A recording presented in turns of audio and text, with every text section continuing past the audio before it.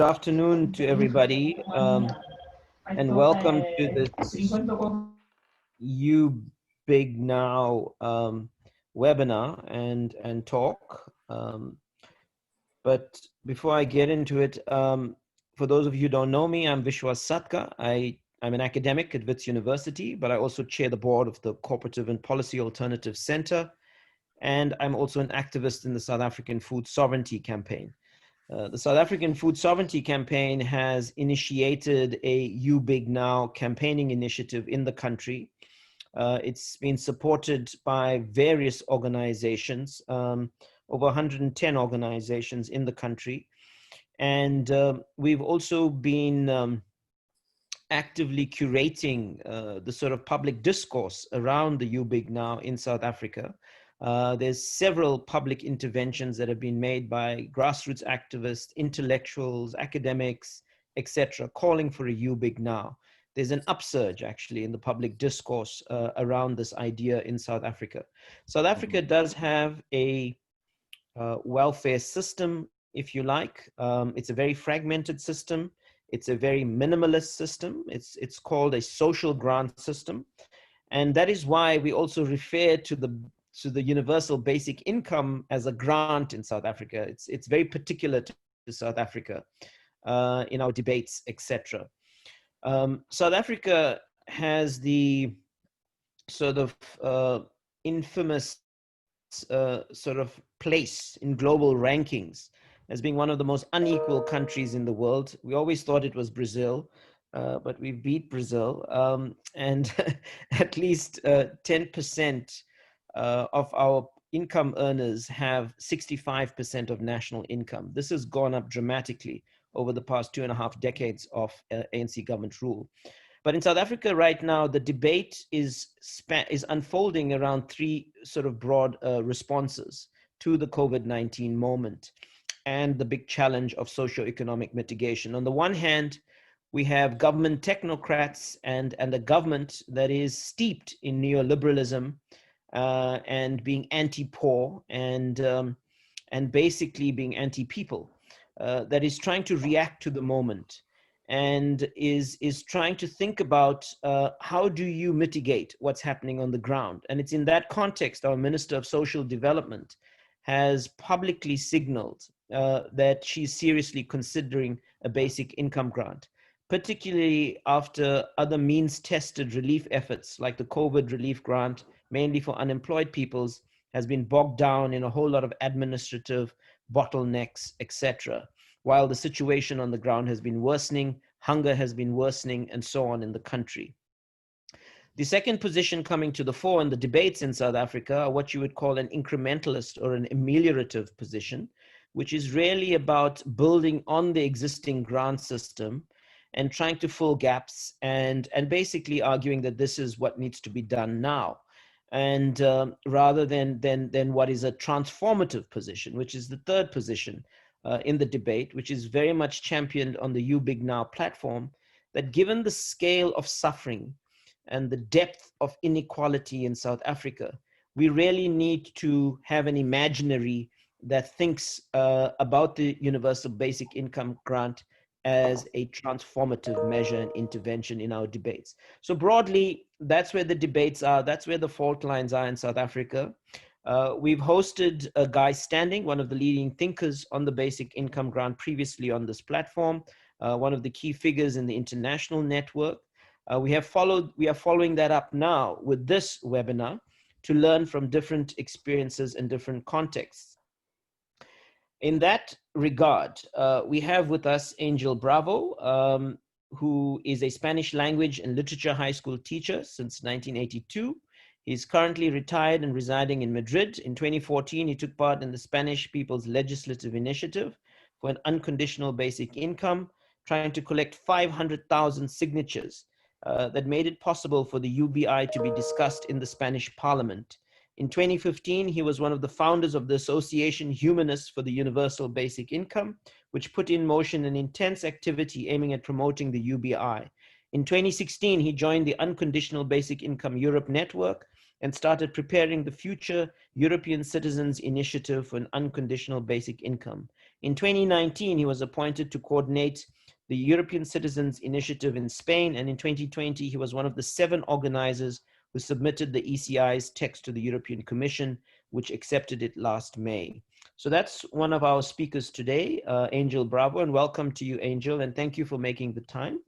The other person we have on our panel today is Craig Berggold, is a Canadian team leader for the Case for Basic Income and the Arts, and co-author of a public letter campaign endorsed by unions and groups representing artists, writers, technicians, and performers, over 75,000 of them, calling for a basic income guarantee for all. This campaign is part of a growing Canadian basic income movement. Craig is also an award-winning filmmaker and media arts teacher. And for more information about hashtag Artists for Basic Income, please check out the campaign website, which we've also shared in the chat line. And then we're also joined by Leandro Ferreira. He's the president of the Brazilian Basic Income Network. He holds a master's degree in public policy from the Federal University of ABC and a bachelor's degree in public policy from the University of Sao Paulo. His research interests are cash transfers and theories of change in public policy. He has professional experience in public service from the Senate of Brazil, the Human Rights Secretariat of Sao Paulo City and Government, and the City Council of Sao Paulo. Welcome to all of you. I must also put forward an apology. Our initial request also to our Latin American comrades was to have Gabriel Cabana from Chile, who would have given us also a feminist perspective. So Leandro, we're hoping that also comes through. We were sensitive that this was becoming, well, initially we didn't want it to be an all-male panel, let me put it that way. It's consistent with our own feminist commitments in this platform and in this space. Anyway, without further ado, I'd like to hand over maybe to Angel. Would you like to go first, walking us through the Spanish experience and what's happening at a European level?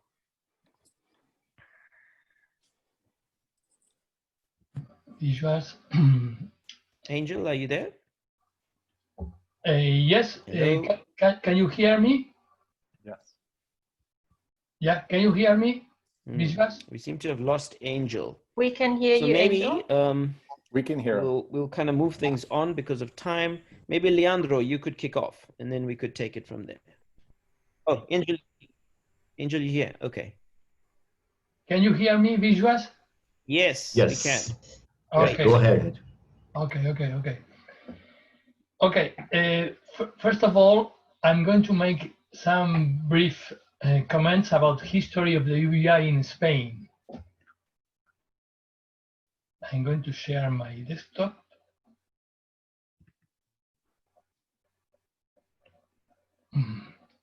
Okay. In 2001, some scholars and university professors who already had researched into the topic of UBI decided to found the Spanish Basic Income Network. At that time, the UBI was just an academic subject, very far from people's worries.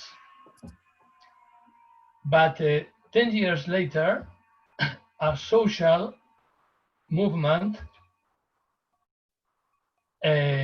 driven by youngsters and progressive people of all ages, the 15M movement, changed a lot the whole Spanish situation and the national way of thinking.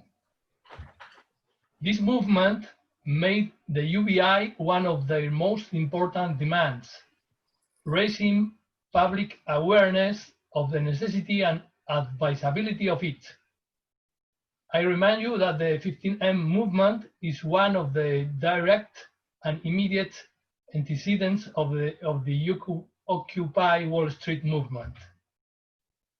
Following that track, in 2014, the recently founded party Podemos included UBI in its European elections manifesto. But because of this inclusion, a lot of attacks came from people and journalists. This was the reason why Podemos removed UBI from its political manifesto, fearing UBI would steal votes from them. In this same year, 2014, several organizations and a handful of activists started a People's Legislative Initiative for an Unconditional Basic Income, consisting in the collection of 500,000 signatures and proofs of identity so as to get the UBI topic discussed in the parliament. But the few people running this campaign made success impossible. The failure of the People's Legislative Initiative led the activists to better organize, and some UBI associations were founded, like mine, Humanists for UBI. From then on, the Spanish UBI movement grew in strength and influence on public opinion. The result of it is a recent survey in the introduction of a UBI in Spain, conducted last May, which has revealed that 56% of Spaniards are in favor of it. Moreover, between those who earn less than 1,000 euros a month, 67% are pro-UBI. What can be easily noticed is that the Spanish media have spoken about UBI in the last 2 years far more than in the rest of its history. And the current pandemic has made this trend grow. In the month of April this year, several English-speaking newspapers published some information telling the Spanish government was about to approve a UBI. No one knows where they got such a piece of news. It is true that an economist and former deputy of Ciudadanos, a center-right-wing political party in Spain, Tony Roldán, wrote an article in the well-known newspaper El País defending the necessity and possibility of giving a 1,000 euros a month emergency UBI to all Spaniards during 3 months. That article had a considerable influence on political and social circles and found an echo in the hearts of many people. The article gave rise to a lot of discussions and new articles about the urgency of an unconditional basic income. Maybe all these facts were the source of the above-mentioned articles in the English-speaking newspapers, talking all of them about the imminence of a UBI in Spain. Apart from these discussions in the media and between the politicians, the social movements were proposing the UBI too. The Spanish UBI network, RENTA BASICA, and many UBI organizations like the Andalusian Association for UBI, Humanists for UBI, Marea Básica, etc., published a manifesto asking for a 9-month UBI until the end of this year and suggesting the possibility of resuming it next year, keeping in mind that the economic crisis will continue long after the pandemic finishes. At the end of March this year, a lot of grassroots organizations launched an emergency plan calling for a quarantine UBI during the state of alarm. Recently, in the beginning of May, the Spanish Parliament decided to put in motion the so-called Commission of Social and Economic Reconstruction, whose aim was to study the measures to implement in order to reconstruct the economy and the society after the pandemic finishes. Several experts in different areas were called upon to give advice on how to overcome the crisis. One of them was Daniel Raventós, a Barcelona University's economics professor, considered the person who knows the most about UBI in Spain. He spoke about the necessity of a UBI as a means to attain decent living conditions, which are the prerequisite for human freedom.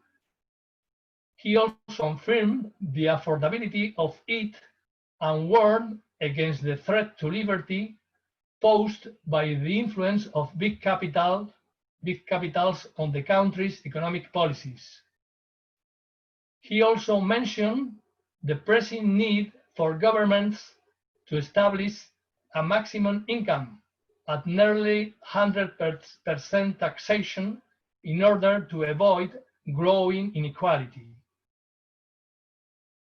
It is clear that the Spanish politicians didn't pay any attention to what Raventós said, because their plans to revitalize the economy only consider the possibility of minimum and means-tested subsidies. This short vision led the Spanish government to approve, at the end of May, a guaranteed minimum income scheme for vulnerable families, which is absolutely insufficient not only in amount, but in people covered by it too. Because of the difficulty to fulfill its requisites, 80% of the population who needs this guaranteed minimum income will not receive it, particularly the young people who cannot make plans for their future due to the instability of labor market and the life's uncertainty they have to face. So, what are the prospects for the introduction of IUBI in Spain? The government and most politicians clearly don't intend to establish an unconditional basic income for the moment. As I said before, the party Podemos, which included UBI in its 2014 European electoral program, removed it after the elections, arguing that the Spanish society was not prepared to accept the UBI. At present, only two small political parties propose the UBI in their political manifestos, the Humanist Party and the Ecological Party, ECO. Therefore, my conclusion is that there is still a long way to UBI in Spain unless civil society strongly demands for it. But in most European countries, the influence of the European Union policies is strong. Thus, some European UBI activists have decided to launch a European Citizens Initiative. From now on, I will call it ECI. So some European UBI activists have decided to launch a European Citizens Initiative, ECI, for an unconditional basic income, whose goal is, in case of success, to make the European Parliament and Commission consider the possibility of IUBI for all the Europeans. In 2013, another ECI for IUBI was carried out, but it was a failure because a few activists were behind it and they were not well organized yet. Last April, a European Citizens Committee submitted a proposal for an ECI on unconditional basic income to the European Commission, and it was accepted in May. For an ECI to be successful, 1 million signatures and ID card numbers should be collected during 1 year in at least 7 European countries. 3 months after the end of the ECI period in which the different countries have to validate their citizens' identities, the European Commission and Parliament have to give the ECI organizers a hearing and listen to their proposal, deciding afterwards on how to deal with it. This ECI provides us with an excellent opportunity to bring the issue of UBI to the forefront of social debate, achieving greater dissemination and more precise information on the subject, as opposed to the silencing in some cases or the biased and inaccurate treatment of this topic in most news reports. I can definitely say that if this ECI enjoys success, it will be a major step forward in the attainment of UBI. And finally, to end my account, I am going to share with you 2 recent news about UBI in the European Union. Firstly, a new UBI pilot test will be carried out in Germany, giving 120 Germans €1,200 a month during 3 years. This project is conducted by the German Institute of Economic Research and is funded by the association Mein Grundeinkommen, mainly through private donations.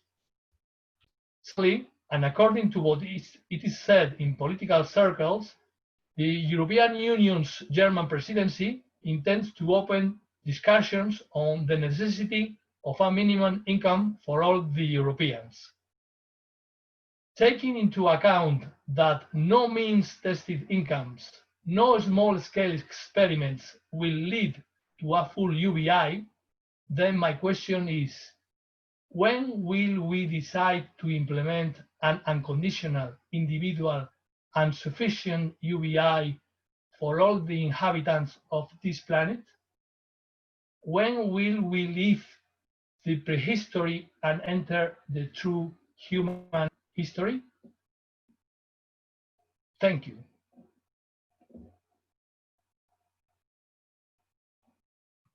Thank you so much, Angel. Lots to reflect on there. I'm going to maybe call in Craig, maybe from Canada. Craig, can you maybe step up with your presentation? Thanks. Hi, can you hear me? Yes. Great. I'm going to share my screen. I have a presentation. See here.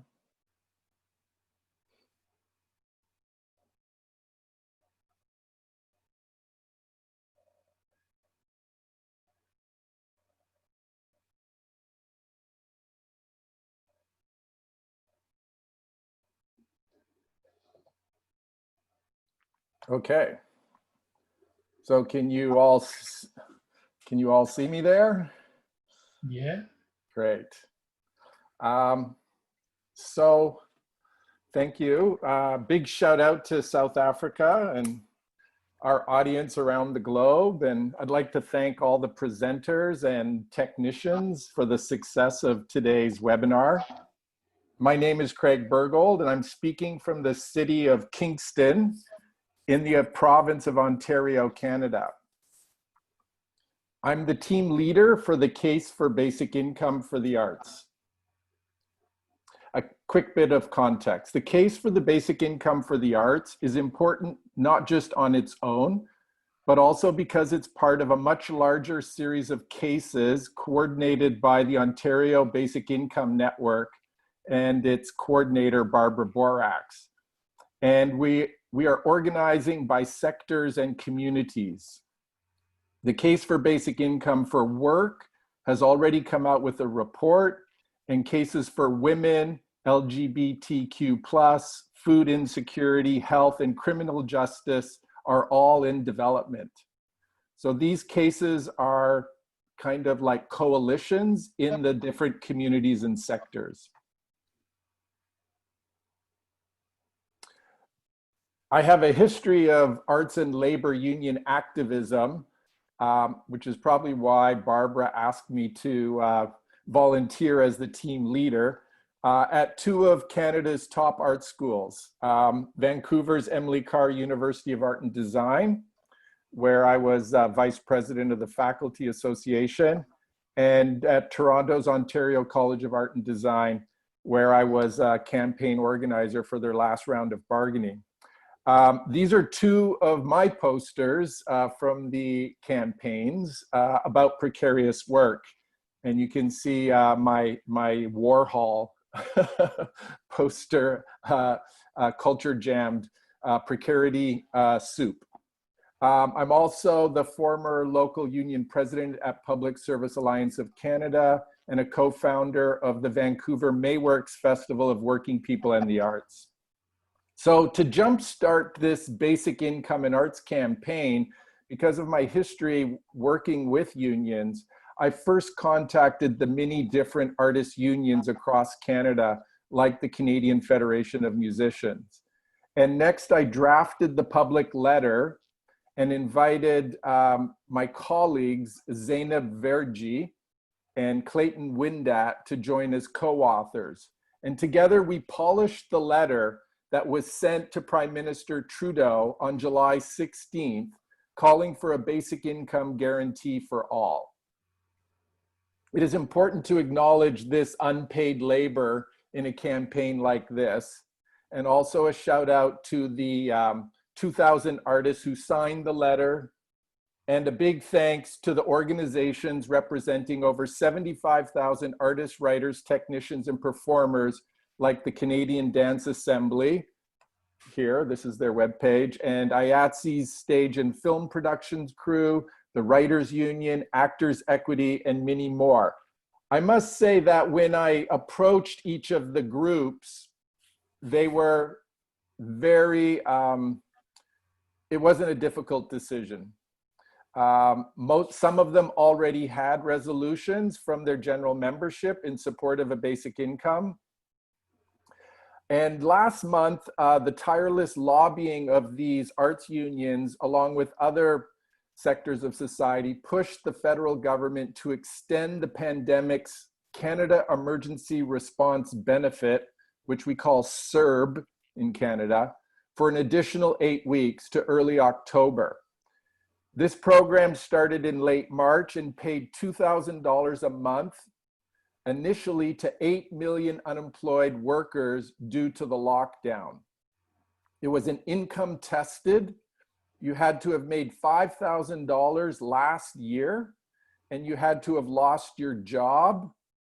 And so it was an acknowledgement that the current unemployment insurance system didn't capture the vast majority of workers, and a new set of guidelines had to be developed. And recently, the Trudeau government announced that CERB, which will be ending in early October, will be transitioned into a new modern unemployment insurance system. But it was estimated that more than 1 million workers fell through the cracks when the program was launched. Just to give you perspective, with 8 million unemployed, Canada's population is 37 million. So that's a significant proportion.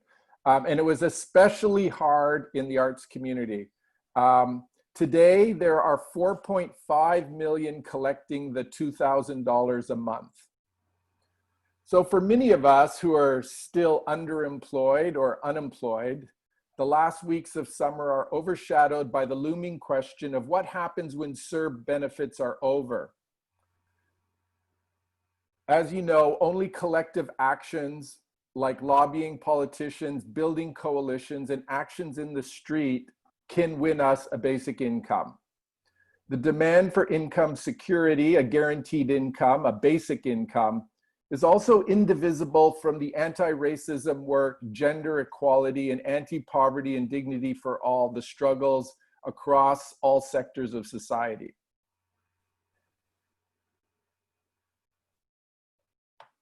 So right now there's a campaign in Canada for a kind of a recovery basic income. So the CERB has really captured people's attention about basic income. Now, I just want to talk a little bit about the history of basic income in Canada. The idea of a basic income guarantee evolved through a long history of activism in Canada. And a precursor to the global basic income movement is the 1972 International Wages for Housework campaign, which had chapters in Toronto and Montreal.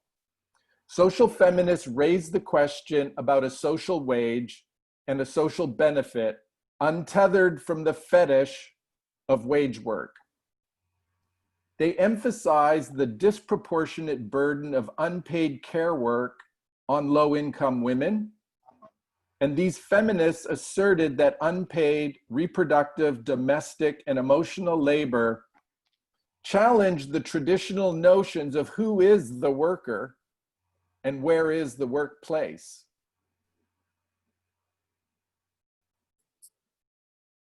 In the 1980s, the Artists' Union of Ontario called for a living culture and a living wage. And in the photo on the left, you can see the banner at the Toronto Labor Day Parade, and the banner says, "Support guaranteed income." As Clayton Windat and Zainab Verji and I wrote in our letter, today the gig economy is undermining decades of workers' protection. As participants, many arts and culture sector workers are subject to precarious short-term contracts without access to any benefits, paid sick leave, or employment insurance. So today, the world of general labor across society is looking a lot like the way art labor has looked for decades. More recently, in 2008, the Basic Income Canada Network was co-founded by Sheila Regier with anti-poverty activists and health professionals.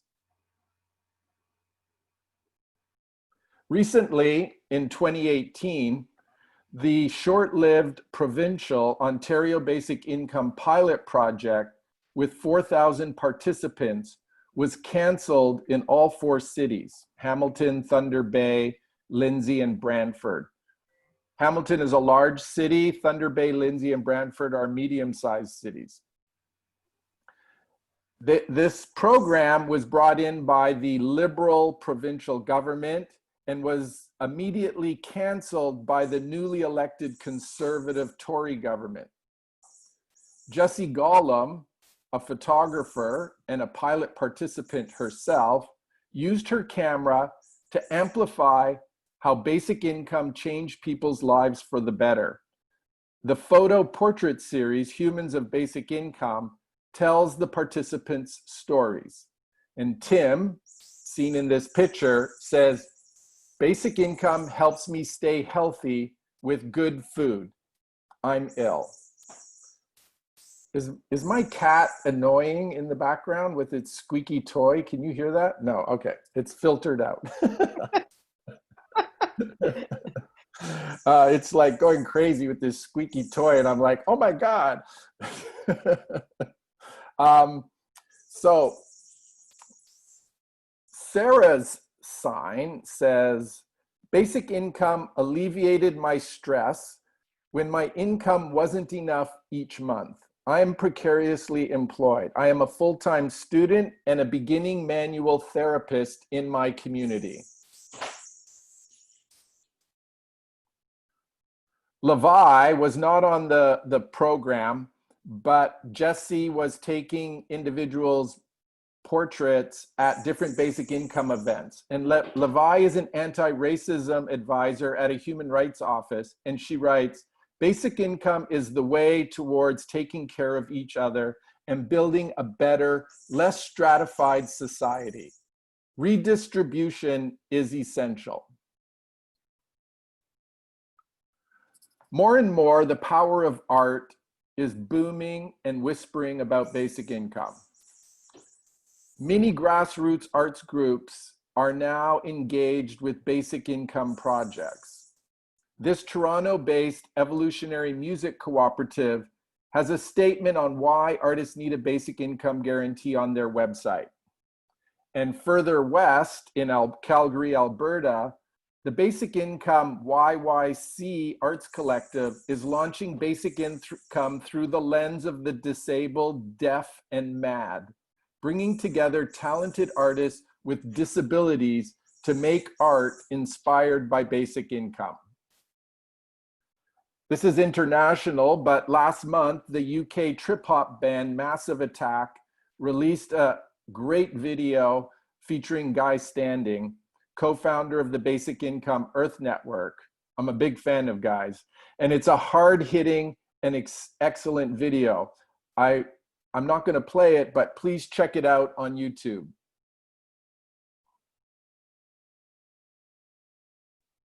So the pandemic's wrath on lives has been swift. Productions canceled, venues remain shuttered, and livelihoods lost. The Government of Canada's $2,000 a month emergency benefit is inspiring the public's imagination. The crisis has moved the idea of ensuring a guaranteed basic income into the spotlight across Canada.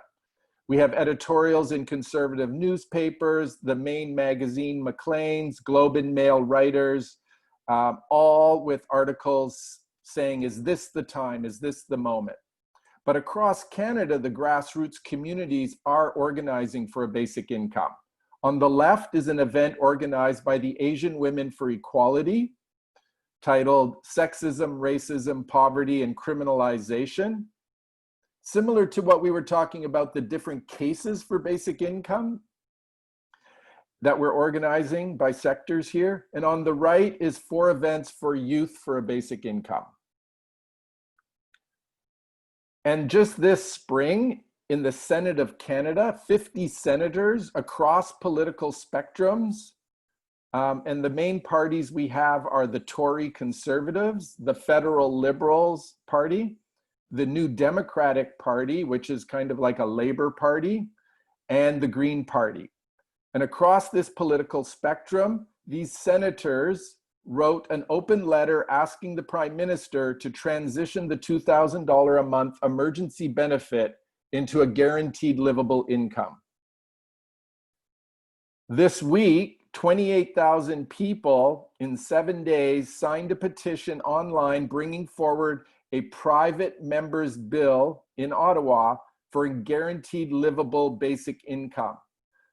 This politician in the photo is a highly respected Indigenous activist in Canada.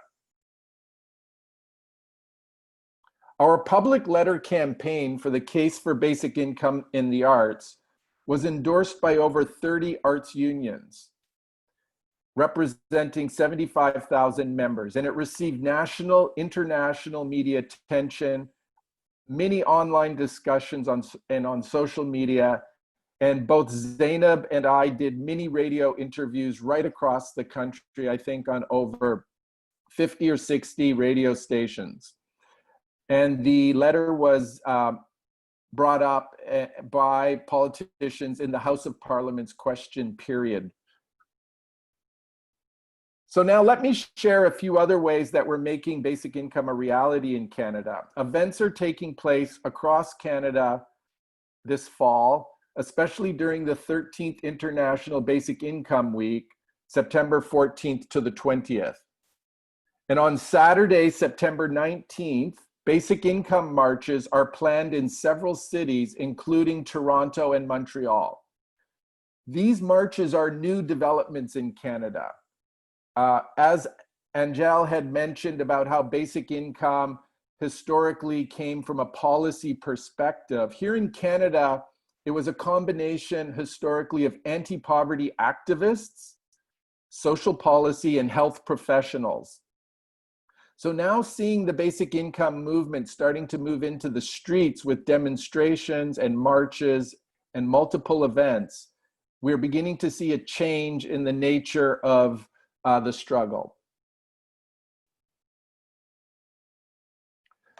So we're also, the Case for Basic Income and myself are planning an online streaming concert in basic income in the fall. So I hope that's going to come off the ground, and we're plan on doing concerts across the country. And in October, the Ontario Basic Income Network and Coalition Canada and Basic Income Canada Network have parliamentary lobby days meeting with the federal MPs in Ottawa. We hope our efforts will inspire many more to join. You can visit our website to read the public letter, and the link is in the chat, and you can follow our campaign. So please check out the letter. You can follow me at Precarious Angels and hashtag Artists for Basic Income. And I talk so much about Precarious Angels that my daughter, a young teenager, made this excellent illustration of what I mean by precarious angels. Because I think we're all precarious angels for many, many of us. So the last thing, if I have time, is I would like to share a poem that was written by one of the most esteemed Canadian poets, George Eliot Clarke. George Eliot Clarke is actually the parliamentary Canadian Poet Laureate, and every couple of years a new poet is named. So I guess they get to read poems in the parliament too.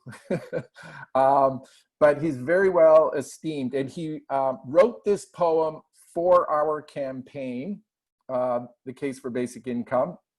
And he recently performed it at a fringe festival, and we made a recording of it last week. So it's just 4 minutes long, so let me introduce you to him. Hi, everybody. I'm George Elliott Clark, and it's such a great pleasure for me to be able to take part in the On the Edge Fringe Festival in beautiful North Bay, Ontario. And I'm going to be reciting a poem on basic income is the title. It's a very simple title, of course, very direct, because I think the issue itself is very direct and urgent in front of us right now. In fact, if the great cloud of the pandemic has any silver lining, it's simply the fact that we can all see how important it is to have a basic income social safety net for everybody. And the CERB, which is ongoing right now, is clear evidence of the necessity of this social program, this social measure. So that's what my poem's about, and I'm in favor of it, of course, clearly. So here it is, on basic income. The economy's an abyss whose bottom is a grave, and each tightrope walker wobbles as a mere wage slave, and those who free fall, screaming, screeching as they go, clutching for handholds or toeholds, only hope to slow their plummet to a crashing or a smashing they'll whack, wallet and skull, household and heart, for debt's the crack, the eerie nothing through which poor and jobless catapult, down, down, down, to either suicide or homicide result. Capitalism insists each citizen's alone to bargain with fate and to barter blood and bone, to work the best deal each can despite layoff or disease, bankruptcy or injury, and to play off laborer against laborer, to suffer or succeed as individuals, whatever shall be the collective need. But yet a contradiction is ever starkly evident. Businesses can't sell products to customers indigent. No matter how rich, the people own greater riches. For our tax dollars are ours to fulfill all our wishes. Why not weave ourselves a mass protective web to catch all who tumble, whether the poor or pleb, off the high wire of capitalist hijinks and low-down tricks, the badly frayed ropes and the greasy balancing sticks? Why not grant ourselves, because the people's money's ours, platforms to stand on, cushions to land on, fail-safe moors? Time to paraphrase the Birds, John Lennon and Yoko Ono. Basic income is ours. We can have it purely pro bono if we want it. We can have it if we want it, just like healthcare, UI, the baby bonus, public transit, public schools, welfare. There's no end to what we can do to improve our lives against all odds if we'll stand as one against capitalist thieves. Basic income is the price of bottom line social equality so that all can ascend, escaping poverty's gravity. Basic income is the price of bottom line social equality so that all can ascend, escaping poverty's gravity. I'm going to now invite Leandro Ferreira from Brazil into the conversation. Over to you, Leandro. Well, thank you, Vishwa. Thank you, Jane. It's my pleasure to discuss basic income perspectives with you from South Africa, but also with Craig and how basic income community is very internationally tied right together. So I have, like, for example, I saw in Craig's presentation, Sheila and Jesse Golan works, and that was such a pleasure to have information about France and fellows in the struggle for the basic income worldwide. And also Haventos, and who is not only someone important for the basic income movement in Spain, but also for the world. It's a reference for us all, right? And we are organizing an event soon with Haventos here in São Paulo. But of course, it's going to be online. We're just making arrangements for him to participate with us in an event from the Brazilian basic income. But I'm here representing not only Brazil, but also the Latin American basic income network. We have these networks spreading throughout Latin America. Some of them are more traditional and have a history in the basic income movement, as in the case of Brazil and Argentina. But we also have people discussing basic income from multiple organizations' perspectives, like in Guatemala. In Mexico, there's a great movement that have their representatives in parliament proposing basic income, both for the pandemic and also as a permanent policy.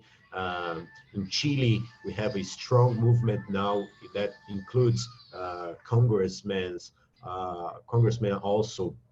And so we have a very rich scenario here for the basic income perspective as part of the social protection measures, both permanent and during the pandemics in Latin America. But what we do have is a different situation when it comes to the political situation of each country. And as you know, or you might perhaps eventually know about the case for Brazil, it's very difficult now that we have a president that is openly aligned, for example, with Donald Trump perspective of how economics and culture itself and human rights should work. So Jair Bolsonaro is not the ideal president for us to engage into discussions that can boost any kind of improvements for our social protection systems.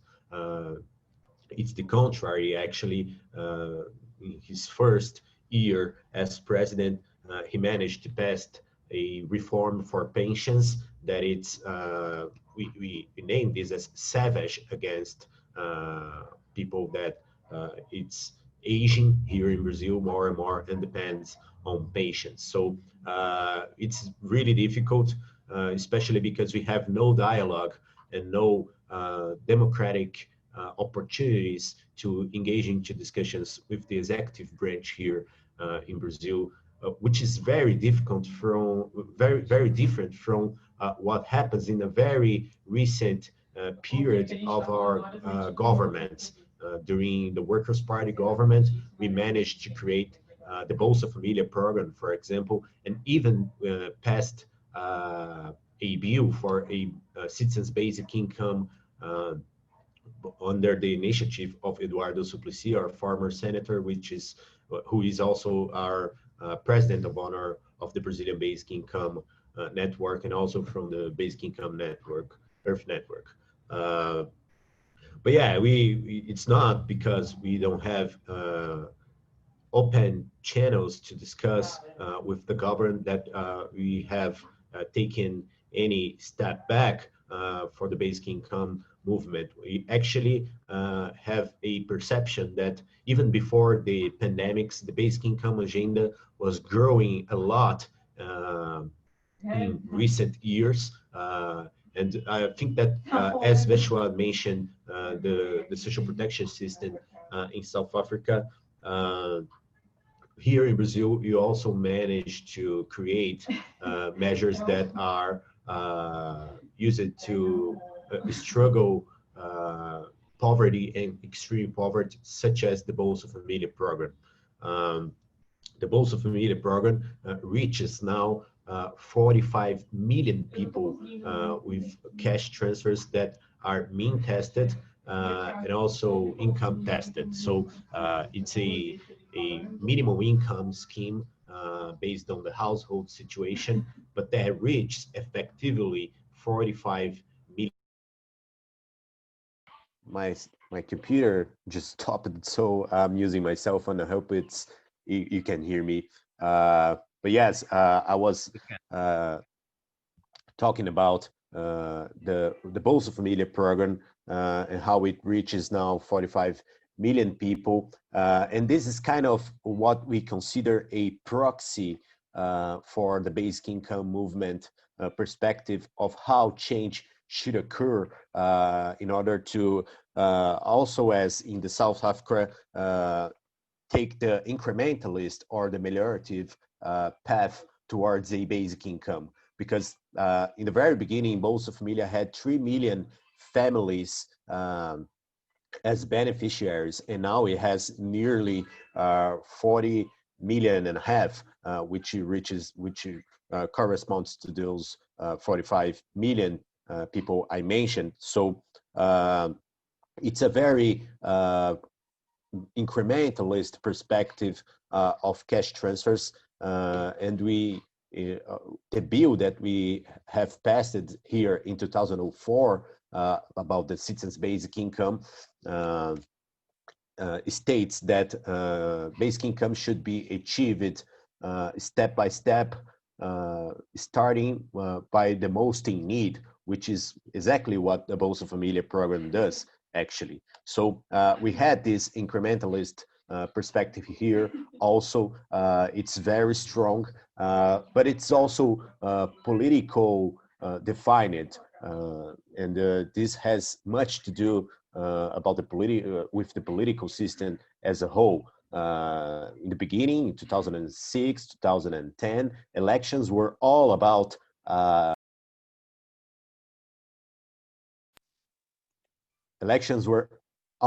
proposing that Bolsa Familia itself should be reduced, that people should be taken out of the program because cash transfers are something that are turning people into lazy people, for example. That was a strong perspective about the Bolsa Familia itself, not about basic income. And nowadays, even Bolsonaro, that used to be as a congressman, someone that had a fiercely attacks to Bolsa Familia beneficiaries as part of his agenda, is now saying and supporting Bolsa Familia as a necessary program. So anybody, you go to a specialist debate or to the political debate, will support Bolsa Familia as a minimum income scheme that is very important for the country. So that is not a coincidence that in 2018, during the elections, we had most of the important candidates for the presidential elections had basic income or a universal minimum scheme as part of their programs, what would be like the manifestos of the parties in Europe. But they have this registered during the elections as their official program, and that includes Bolsonaro. And this is a surprise. Of course, he says that it should be based on what Milton Friedman says, including the negative income tax perspective. But it's something that we like to mention because there was, before the pandemic, a shift in the agenda when it comes to cash transfers and also to basic income perspectives. So although we do have a different situation here in Brazil from what is happening now in Argentina or, for example, in Mexico, we do have this kind of consensus about cash transfers now in the country that are very important and were fundamental to boost the agenda for a universal basic income. And the pandemics is a very important chapter of this story because during our preparation to the COVID crisis that was announced before it really gets here.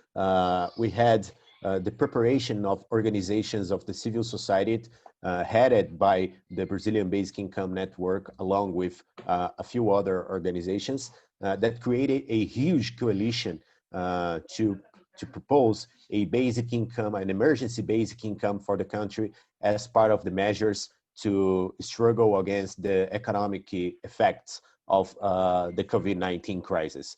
So we had the opportunity to lead this coalition that had more than 200 organizations, and some of them are international civil society organizations that are also very present, as for what I have noticed from the Cooperative and Policy Alternative Center and the South African Food Sovereignty Campaign, like, for example, WWF and Oxfam. Of course, the representations of these organizations in Brazil were engaged into our campaign that proposed that we should have a partial basic income that had no means tested, or the lowest possible income tested criteria as part of the struggle against the COVID-19 crisis.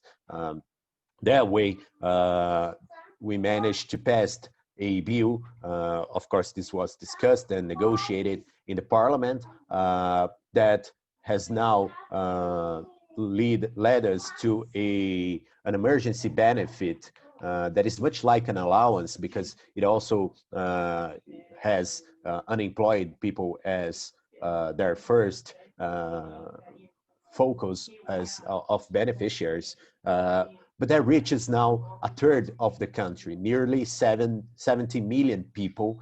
And if you consider the families of those people, for example, children and elderly people that have their pensions and were excluded from this benefit, we can certainly affirm that this emergency benefit reaches now more than a half of the country population, and that has a lot to do with the civil society campaign for an emergency basic income. It was supposed to last 3 months. It paid 600 reais, which is something like 125 US dollars each month, but we have managed already to push for to postpone this for 2 more months, and we are proposing now to take this until December as a policy, because the pandemic here in Brazil, much like in the US, is still an issue that doesn't allow us, for example, to go back to our normal activities. We are a country that is, fighting US for the record of deaths and cases of COVID-19. So it's not exactly something that we are proud of, but this has a lot to do with Bolsonaro government. So what we hope to do now is to take advantage of this strong agenda for the basic income and push for cash transfers reforms that can strengthen a perspective of a basic income, both in Brazil and also in Latin America. May I just shift back to the computer? I'm sorry for this. Right. Can you hear me? Yeah, sorry. Yes, you're good, Leandro. Thank you. Stopping the cell phone now. So this is very aligned to what's happening in a lot of countries in Latin America, in different stages, of course, because, for example, Mexico has not adopted a emergency benefit, what they call ingresso vital, although we do have the senators and congressmen making very consistent proposals there, supported by civil society movements also. and but they have not adopted this yet. The same happened in Chile, where a huge coalition was formed, and in Argentina, where there's more a kind of an open space for discussions regarding issues with their governments. They have now a partial cash transfer program that have some similarity to basic income. But what we do have now is these cash transfers perspectives in terms of reforms to try to shift everything that we have now to a basic income. Um, and we also have very local situations and experiments in the case of Brazil of a policy that are getting more interest internationally. The case of Maricá, a city by nearby Rio de Janeiro city, is very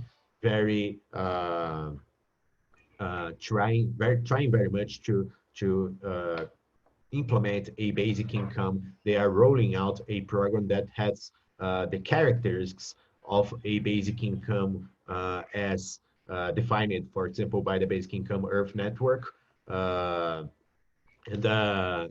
so it's paid in cash. It's regular, so it's periodic. It's individual. It's totally unconditional, and but in they intend to be universal. But they are taking steps toward that. It's a city with 167,000 inhabitants, and 43,000 of them are now enrolled in this program named after the national law, which is Citizens Basic Income. The only singular thing and characteristic of this program is that this is paid using what they call social money or social currency, which is a digital currency that circulates in the city only, because the rationale behind this is that because the city supports this kind of things based on the oil revenue that they have because they are nearby a oil field, that the money should remain as much as possible in the city. So benefits are paid using this each social currency named after the river of the city, which is Mumbuca. So each Mumbuca is backed by R$1 in a saving account that business owners, for example, that once receive these payments in Mumbucas, they can exchange it back to reais. So the money kind of spends more time flowing in the city before flowing out for the whole economic system as a whole. So this is based on the community bank organization. You can find a lot of information about this because we have a huge research program in a partnership of a Brazilian university named Universidade Federal Fluminense, the Brazilian Basic Income Network, and Jane Family Institute, an institute from the US. And there's a website named Maricá Basic Income, where you can find a lot of information about this. There's a fact sheet and about the program, and you can go there for more information. I should also apologize because we intended as our first will to have someone that could contribute from a feminist perspective about the basic income in Latin America, but our both best people to talk about this in Brazil have two different kinds of limitations. One of them doesn't speak English, so she was constrained about this and could not participate. And the other, which is a research at this Maricá research program, has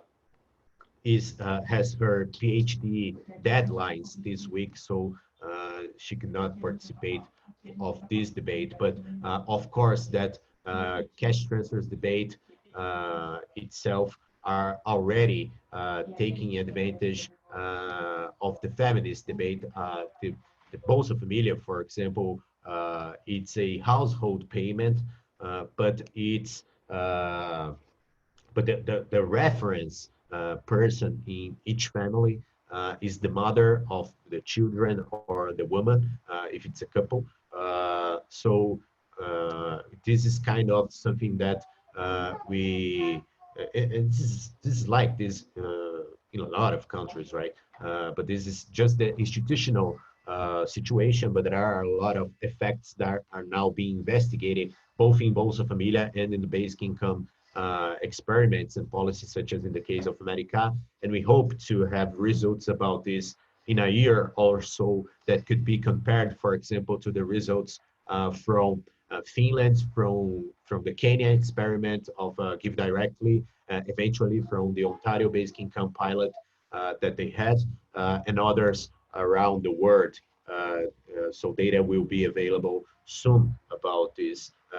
And the feminist perspective is something that is a issue trying to be investigated for this. But we do also have something that we managed to pass for this emergency benefit that we are proud of, that it was that the Bolsonaro government made a counter proposal for our basic income, emergency basic income proposal, which was to pay this 600 reais as an emergency benefit for adults in a family. So we managed to negotiate, for example, that if they had this as their only perspective, a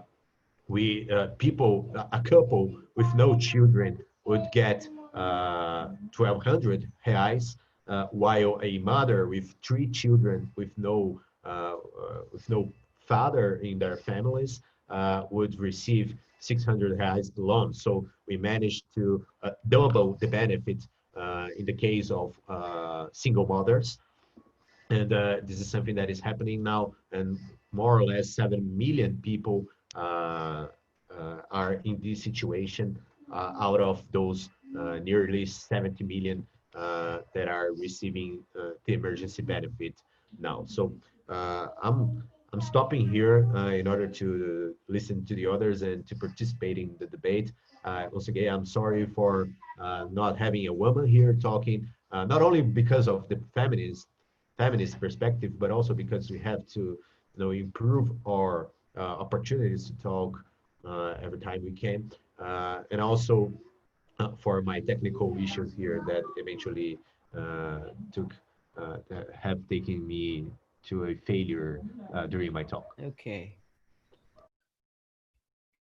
Thank you. Thank you, Leandro. So there are some questions coming through and comments in the chat line. Merle Favors asks, the impact of BIGs on the mindset of people. How can grants be linked to activities around basic resource provision? A more sophisticated way of implementing a BIG in which people become activists for their needs rather than passive recipients.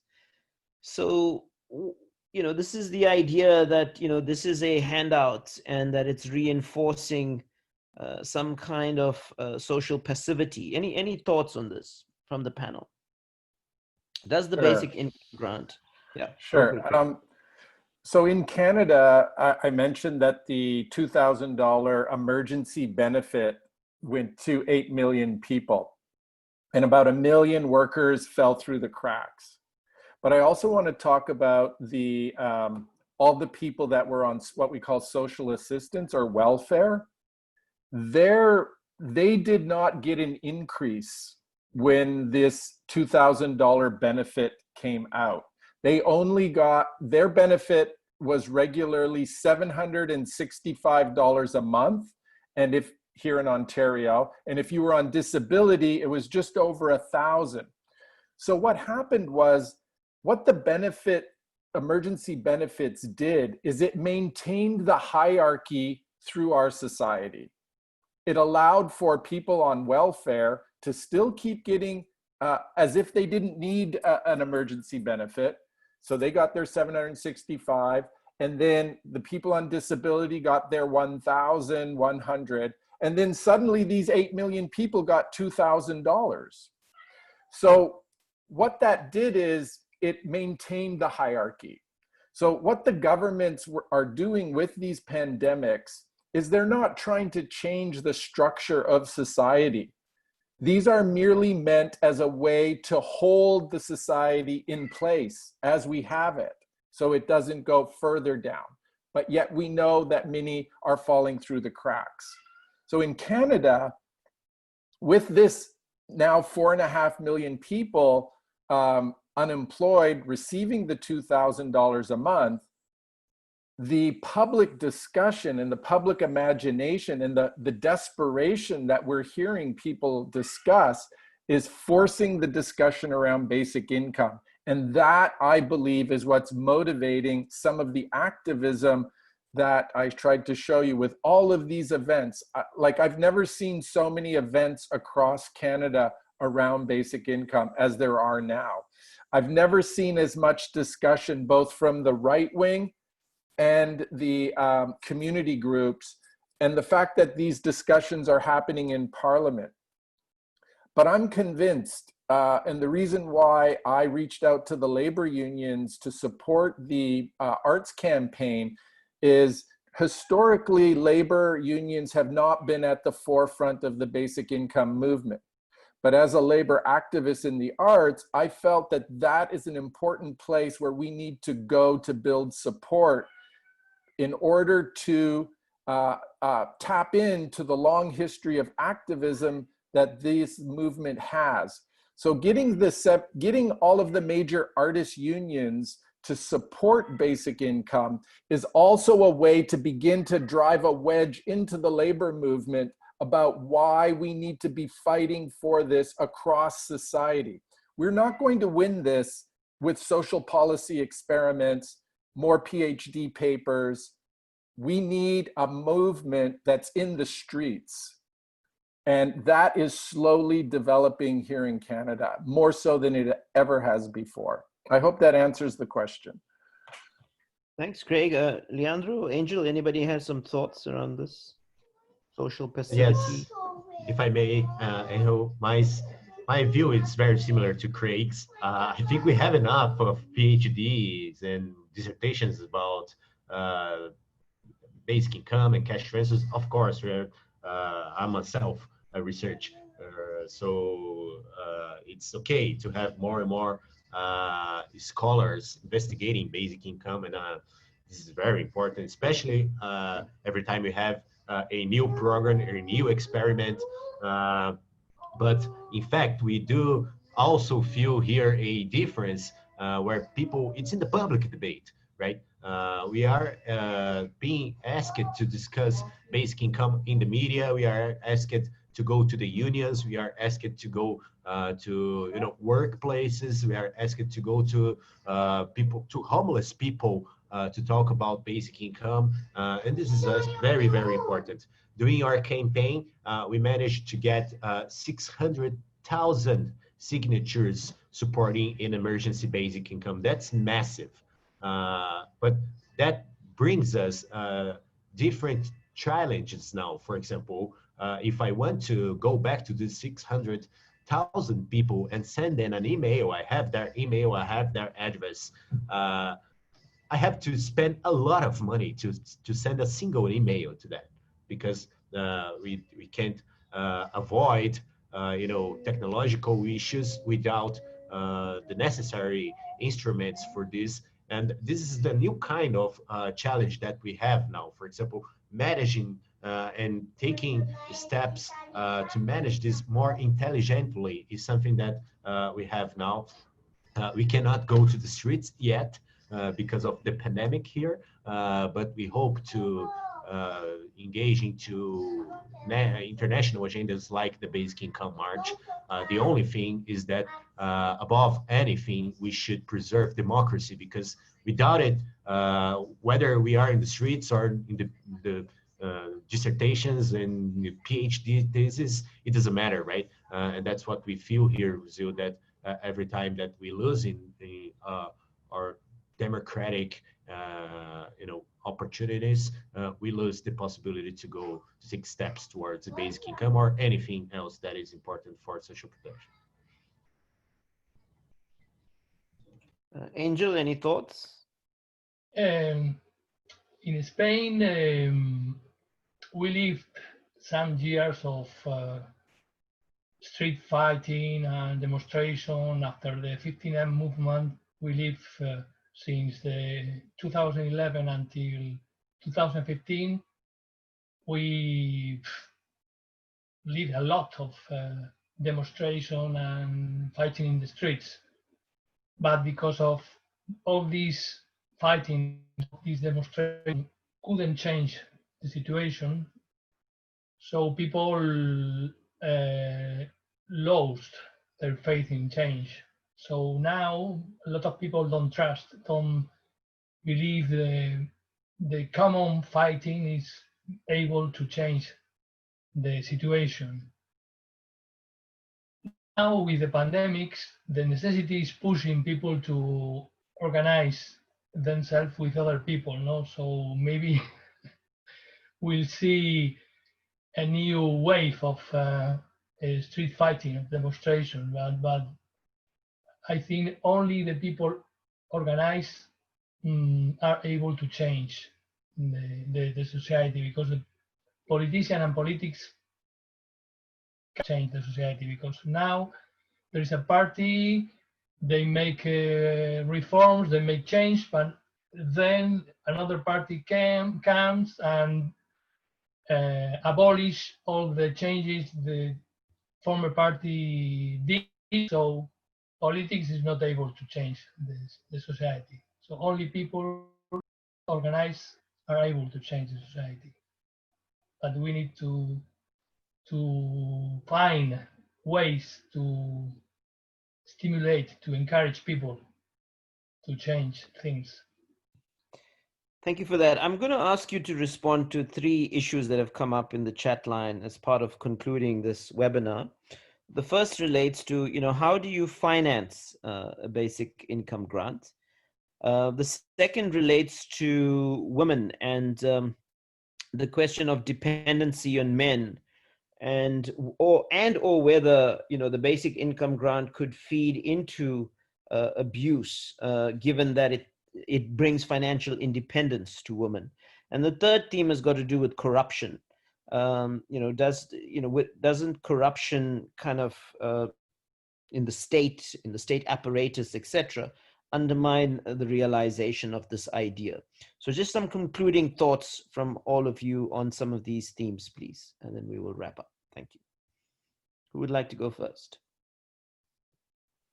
Well, I can, we've only got about 8 minutes left, so I'll try to use 1 minute of that to answer 3 questions. But first, also, I don't want to sound earlier like I believe that only demonstrations were the way to go. It's just I'd like to see a lot more of them, and I do think we need the labor movement to join this struggle. But in terms of how do you fund it, the Basic Income Canada Network recently did some policy papers on how to do that, and you can go to their website to see the details on that. And one of the ideas around the Basic Income Canada Network is we want to get rid of the provincial programs of social assistance, which are means tested and are brutal and policing. When I was a young man and a single dad, was on social assistance, and I can't tell you a more debilitating and negative experience. You would go into the office and these workers would they try to control your behavior. So one of the things that the reason why many anti-poverty groups and disability groups are so strong for basic income is because, like, if you're on disability, you have to constantly go to the doctor to prove that you still have an acceptable disability to get the money. We want to get rid of all of that means testing. And so there's savings there that can be saved. We want to get rid of that program or find a much better way. I mean, who becomes a social worker in order to be a police? So there's a saving there. More progressive taxation is really an important thing. Just taxing the rich here in Canada, the super rich, we don't have a really big super rich, so that's not gonna devise everything. But one of the things that came out is we're $350 billion in debt this year. But because interest rates are so low, the interest on this year's debt is less than last year's debt, which was only 50 billion. So financial, money is a funny thing. And we know that after World War II in North America, all of these countries had huge debts, but they never paid them off because the GDP just kept growing faster and faster. So I understand that we need to balance our families' budgets every month, but government doesn't work that way. They can take debt for a while, and also, so progressive taxation, getting rid of policing programs, and you can read more about how to do some of these ideas in the Basic Income Canada Network paper. Thank you. Thank you. Anyone else wants to respond to the comments? Yes. Well, I think that once we manage to get rid of systems that are mean tested, income tested, and also to adequate a tax burdens, especially when it comes to the super wealth, I think that the net cost of a basic income is not as high as the debate first take us to conclude as soon as we get to this subject, right? What I used to say is that not having the money, it's a lazy answer to not to have a basic income. Having the money, of course, you have to deal with this, but go to tax exemptions for the richer, go to income tested programs, go to a number of things that are not effective in their struggle, for example, to poverty, and you will find that the necessary net resources that you need to pay a basic income are not as high as imagined once you get to this debate. Of course, we need a lot of money, a lot of net resources to do so, but my view is that we have to take steps toward this, including when it comes to financing this. So a first step is a tax reform, a more progressive tax system. Here in Brazil, we have a terrible taxation system. It's terrible. Like super rich people don't pay taxes here in Brazil. Because we tax a lot of income, and these people have their wealthy deposit in a number of things and financial products that pay no taxes everywhere here in the country. Property also are not taxed properly here in Brazil, and this is of course natural to consider as part of resources. But we have to take steps to unify and rationalize programs that are mean tested or income tested and so on. The Bolsa Familia program had an impact when it comes to gender situations. And I truly recommend you to look for this in Google Scholar, for example. It's very easy to find information about how divorced increased a lot in regions where there are more beneficiaries of Bolsa Familia program, for example. And I'm not talking about something that is unconditional. It's household paid. So each member, including the man, are considered to the income per capita income calculation. So even like that, divorces have increased, and this is a good sign some people, I know that in Canada especially, there was an issue. There was an issue about divorces in the past, in Manitoba experiment, but we see divorces as something that is a sign of more autonomy for women, for example, that are beneficiaries of cash transfers. We can imagine that it would be even stronger in the case of unconditional basic income. So I don't remember, Vishu, I'm sorry, the last question, but this was what I had in mind to return to your questions. Yeah, the last theme was on corruption. Angel, please come in. About corruption, which was, you mean? Any of the themes you want to speak. Financing. About financing the UBI. Yeah. In Spain, the Sun University professor wrote a study in how to finance the UBI in Spain, and the way they consider was to raise the percentage of taxes the people should pay, particularly the richest ones. No? So as Leandro said, we need a more progressive tax system. No, the ones who earn the most should pay far more than the other people. No, and but there are other ways to finance the UBI. No, for example, the Tobin tax. For example, this proposition of Janusz Varoufakis that every company should give part of their shares benefits to fund a universal or UBI. So because they earn a lot, the companies, no, through the stock exchanges.